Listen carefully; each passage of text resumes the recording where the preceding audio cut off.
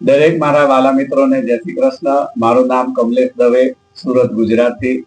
તો મિત્રો, આજે આપણે વાત કરીશું તિલક વિશેની. તિલક એ બહુ શુકનિક વસ્તુ છે.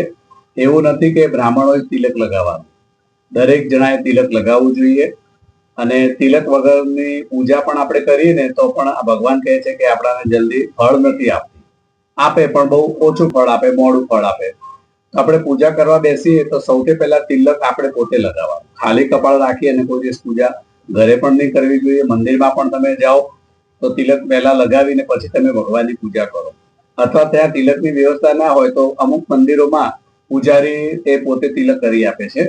તો એ બ્રાહ્મણ પાસે પણ તિલક કરાવવાનું.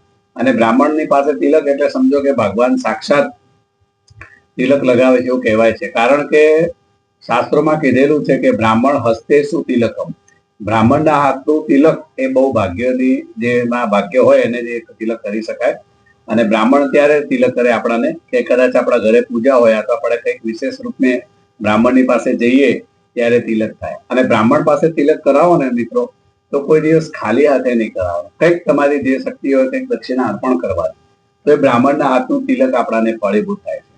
આજકાલ તિલકની પણ ઘણી ફેશનો નીકળી ગઈ છે. તમે ઉજ્જૈન મહાકાલમાં જાઓ અથવા હમણાં કુંભ મેળો વચમાં હતો તો ત્યાં આગળ છે ને મિત્રો, ઘણા બધા તિલક લઈ લઈને ફરતા હોય છે. ચંદન કંકુના રાધે રાધે લખેલું હોય છે, મહાકાળ લખેલું હોય છે. તો મિત્રો, એ લોકોના હાથેથી પણ કોઈ દિવસ તિલક નહીં કરવાનું. એ કોણ જાતના છે, હલકી જાતના છે, એમણે કંઈક શું ખાધેલું છે, શું પીધેલું છે, આપણાને કોઈ વસ્તુની ખબર નથી.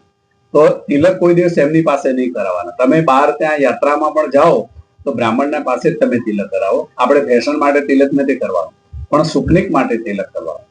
આપણે અચાનક કોઈ સામે મળી જાય અને જો તિલક ના હોય તો પણ એને એક જાતનું અપશુકન કહેવાય છે. તો મિત્ર, તિલક જરૂર લગાવજો. તિલક કરેલી પૂજા એ તમને તરત જ ફળ આપે છે. આ વિડીયો જો તમને સારો લાગ્યો હોય તો સબસ્ક્રાઇબ કરજો, શેર કરજો, કોમેન્ટ કરજો, લાઈક કરજો અને વધુમાં વધુ આગળ મિત્રો મોકલતા રહેજો. અને કોમેન્ટ કરીને જરાક બતાવતા રહેજો અમને. તમારી લાઈક બહુ બધી આવે છે પણ કોમેન્ટો બહુ ઓછી આવે છે, તો જરા બતાવતા રહેજો. જય શ્રી કૃષ્ણ.